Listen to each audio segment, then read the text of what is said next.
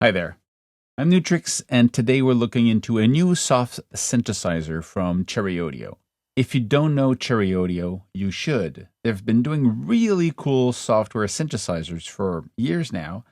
Most of the time what they do is they bring back vintage synthesizers that are hard to find or just rare piece of history synthesizers or classics. Most of the time they bring it back with extra features, of course, and sometimes they combine two units into a single one, making something of an hybrid if you want. Today's synthesizer, it's exactly what it is. It's called SH-Max. Now, the SH-Max is a combination of SH3, SH3A, SH5, SH8, SH2000, plus the module 104, which is a module of the step sequencer. So it is something that does not exist because this combination of things never existed in the hardware, but it's a cool combination of existing stuff. It sounds early analog from Roland. It has that raw vibe to it, but it has a lot to offer, and let's just dive in right away. You'll see and you'll hear. So this is going to be a guided tour of the features. If you want to hear the sound, there's a link below to the other video where I just play the demos of the presets without talking, and it's a demo only. So let's actually dive in and look what you have here. First of all, if you look at the layout itself, that the first part, the top one, is the synthesizer with all the features of the synthesizer. We'll go back to this after. Then you've got the keyboard. Of course, you see the notes, but you also see how the notes, the keys, can control the synthesizer. So you have a vibrato, how much of the vibrato happens. You have a pitch bend, what does the pitch bend do? So all of this is controlled here. So classic stuff. But what you also have, if you look at the bottom corner, the left corner, if you click on motion, now you have the sequencer. Now the sequencer, I'll talk about it right away because it's easy and it's fun to play with. But what you see is you have 4 lines, A, B, C, and D. These are 4 channels, if you want, of step sequencer. You've got 16 steps for them. And as you move between them, well, it takes the value of the CV, virtual, and then you control parts of the synthesizer. Now, if you look here at the bottom, you've got the pitch, the VCF, the bandpass, and the volume. So if you put it like this, you're assigning to 4 different destinations, and all of the 4 can be, controlling the values you want. And if you click here, you activate them. Now they're on. If you turn it off, they're off. They don't work. The playback is simple. You have a once, so you play once, and then it stops. Looping, it just loops the patterns. Ping pong, it goes forward and backward. And rhythm, it just picks up somewhere in the list of the steps. Now, this is great, but it gives you 4 lines of 16 steps. If you look at the side here on the left, you have A, B, C, D by 16. So you've got 4 channel of 16 steps. If you click here, AC, BD, 32. So A and B, A is the first line. When it's done, it's going to play the B line, and then it's going to loop. Same logic here. C is going to play once, and then it's going to play D, and it's going to loop. So these 2 are basically now 32-step sequences. And it has the same logic. It sends to the pitch, the VCF, bandpass filter, or the volume. You also have the 64. So 64 means that it plays A, B, C, and D, and then it loops again. So it's one big step sequence of 64 steps. So that's the logic of how this works. On top of that, you have for each of them, you have here the control of how much steps you want to be active. 8-step, 12-step, 14-step, whatever you want, you just select that. Now, this works, of course, as separate channels. It's going to play all of them, and it's going to come back. Let's say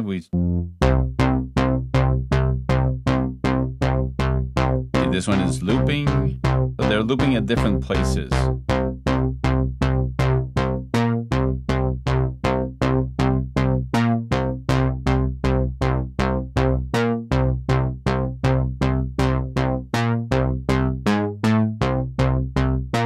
doesn't really matter.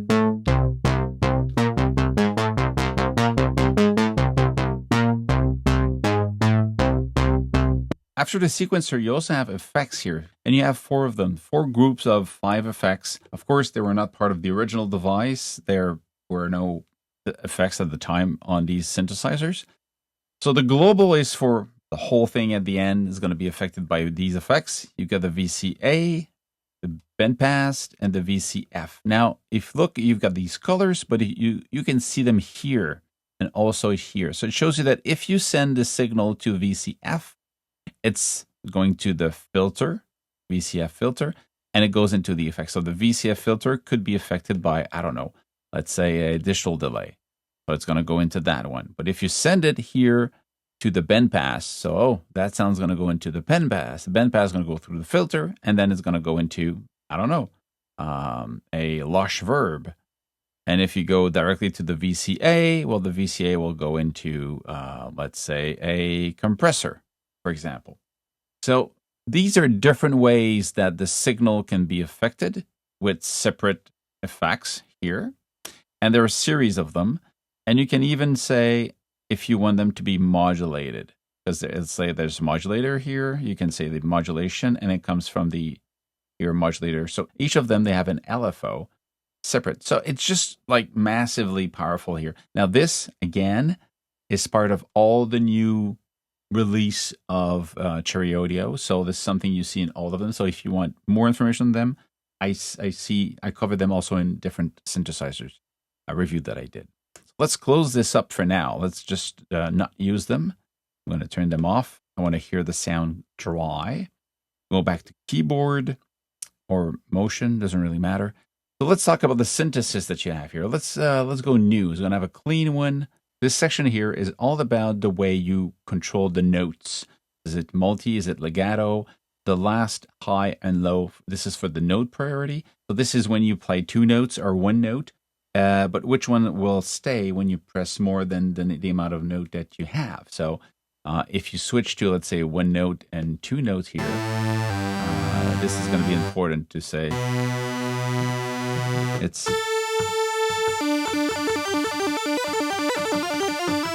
It triggers way of playing also. So it depends on what type of synthesizer you want to mimic, but this is how it works.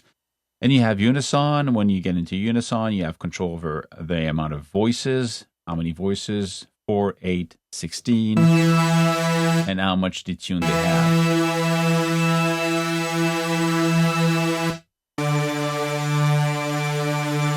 Then you have the LFO1 and 2. They're basically the same. And they have what we expect: the rate, the delay time, the one shot. If you wanted the keyboard triggering, do you want it to be synced to the speed of the tempo? So all of the stuff is something that we expect today, knowing that sync to tempo was not probably available in the original one. But what you have is 2 different LFO in the fact that the shape that they have. So the first one can be a sawtooth normal, like ramp down, or ramp up. So these are the 2 shape, basically the same shape but inversed. And you see the line orange where it's actually going. So this is going to be, it's able to affect the sample and hold, the VCO1, the VCO2A, VCO2B. It can also control the VCF, the bandpass filter, or the amplifier. So it can go anywhere, but it's only that shape. It's only these 2 shapes you can have here. If you want to create the tremolo or vibrato, then you would need to use the LFO2, because the LFO2 can have a square wave, and in parallel at the same time, it can send a sine wave or a triangular wave for the LFO. Same logic, you have sync, key trigger, one shot, delay, rate, classic stuff. But when you follow the line, you see that you have the triangular waveform at the sample and hold, but everywhere else you've got the sine here. Actually, sine here, triangular, sine, triangular, sine, triangular, sine, and sine wave. And you have at the same time in parallel, the square wave can also be used to control. So these 2 are sent with the same speed, same delay, same sync, all that stuff in parallel. So you can use the 2 of them at different places. Then you've got the sample and hold, which is the classic stuff too. It's going to pick a voltage from the VCO, keep it, and just keep it for a certain time. So it just is sample and hold. So it's sample it. So classic weird stuff if you want to. Then you get the VCO1, which is closely to the VCO2A. I mean, the two of them, they look really a lot the same outside of this little section here. But what you have is basically the pitch, you have the waveform, sine wave, sawtooth, square, real square, square with pulse. And if you want to control the pulse width, you go here and then you go, because now it's the manual. You manually change this. If you go the other one over it, it basically is going to take the shape that you're receiving here. Let's bring it slower.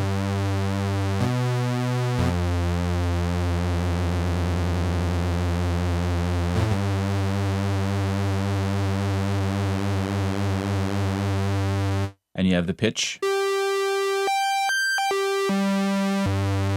And you have modulation for the pitch. So you have modulation here. And see that you can have ADSR1 to be used as a pitch envelope if you want. So then if you select this one, then the pitch of ADSR, the ADSR now is controlling the pitch of this one. You also have the sync, weak or strong, which means that you can have a no sync and you can sync it, actually have this one force the second one to be synced to the first one. So this one will not change, but it will force the second one to sync to the first one. Let's try this right away, because if we bring the second one on, let's bring that down here. We have the two of them. That's this one. Because the other one is just, okay. Of course, if you change the pitch of this one, let's say we're going to bring in ADSR2. Go like this.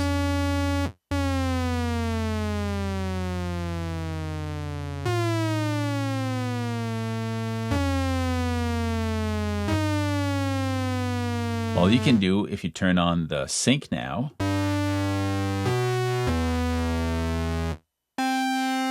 that's even more mod.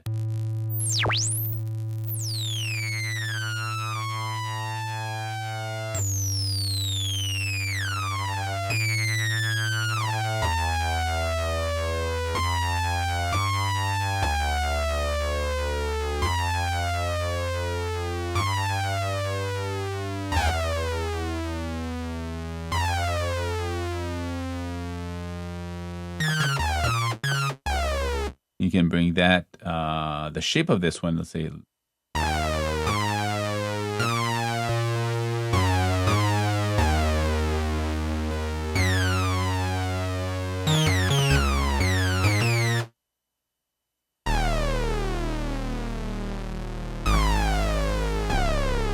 Pretty cool. Sounds really cool. So on top of that, you have oscillator drift. So if you add this to the first one, it makes it more natural, like more analog. And here you've got B pitch. So you can change a little bit of how the pitch of this one is detuned. So if we don't have the hard sync, and if you don't have the modulation, and still detune this one a little bit in semitone. Okay, what else do we have here?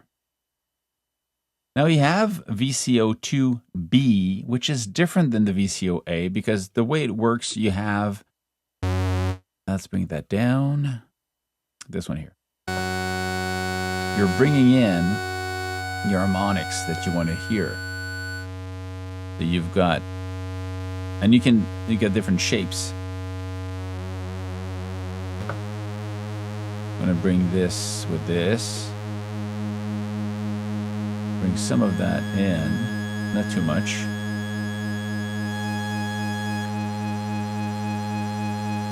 And I'm going to bring this in.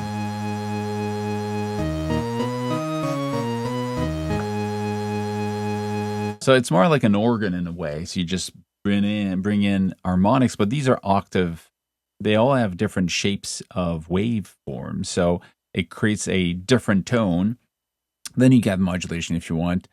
And this is just another way of having this sound. So you have VCO 1, 2A, and 2B. Now you can even go and put them on left and right. So it gives you a bigger sound. And on top of that, you have a ring modulator. Now, the ring modulator uses this here. You can modulate VCO1 to VCO2, A or B, using different shapes. So if I bring these down, and we just bring back the ring modulation. Of course, if I change this one, it changes the source going into. And the B is this one.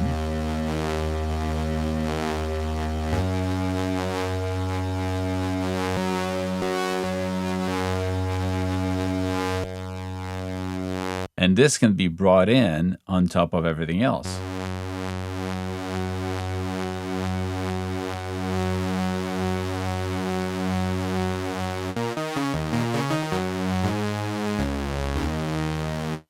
And on top of that, I'm just adding stuff up. You have also the option here of saying where it's going to go. Is it going to the VCF directly? Is it going to the VCF and the bandpass? Is it going just to the bandpass? Is it going directly to the VCA, sorry. So let's say we bring the ring to the VCA directly, and let's bring this one to the VCF, BPM. So this one here, it's on A, the VCO1. VCO2 is going to the bandpass.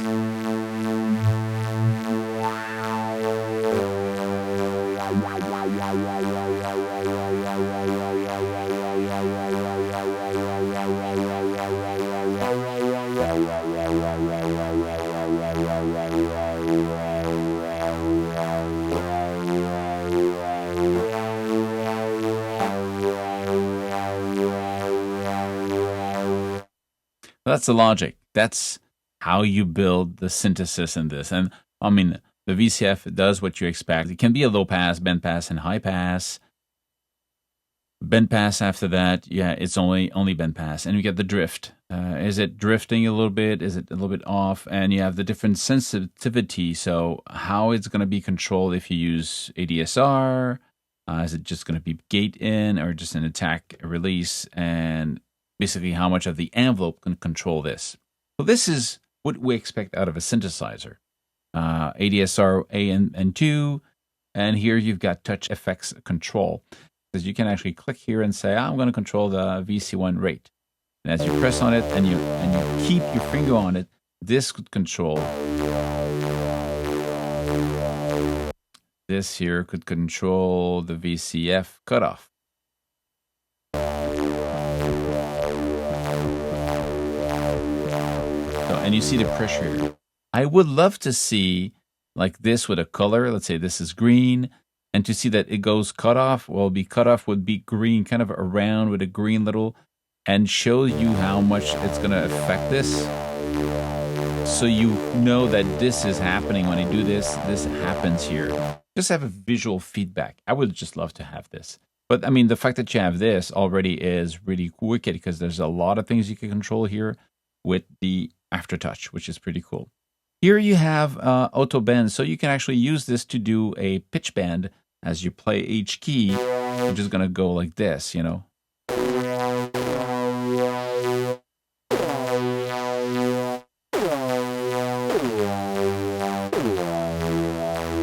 So something you kind of, if you need to, it's here. It's kind of another, just a pitch bend envelope for the attack. Now, this is almost modular to a point because if you look here, you've got keyboard, SH, low, LFO1, LFO2. If you switch here to another one than poly, you can actually use the keyboard to trigger the envelope, which is normal. As you play, the envelope is being triggered, but you can say that the envelope is going to be in repeat mode. So the envelope is basically just a loop of itself over values sent to somewhere here. Let's say filter, for example, here. Let's say I'm going to bring all of these down.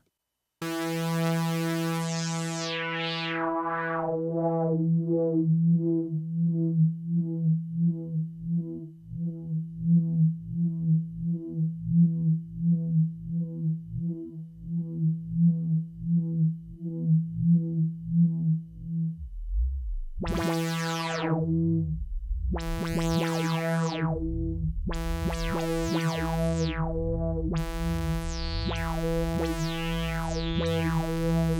this is what is being looped right now.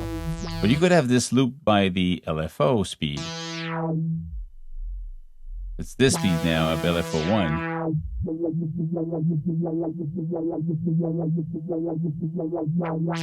So LFO1 is controlling the speed of the ADSR being a loop. So the ADSR becomes an LFO or a step sequence. This is cool. Now, I just love the way this sounds. Example, just a very quick example of what you can do with this.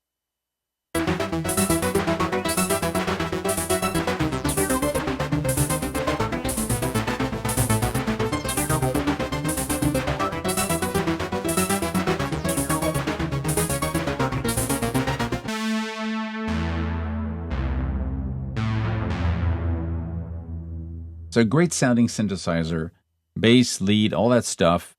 It can be very simple to use if you really just want to use it in monophonic like the original was. It's a very cool synthesizer, and it's different because of the way the VCO 1, 2, 2B plus the ring can be combined. It's just a great little weird SH synth. If you're into SH sound from the early days of Roland, you have to check out SH Max from Cherry Audio. That's it. Stay safe, make more music, and see you soon. Cheers.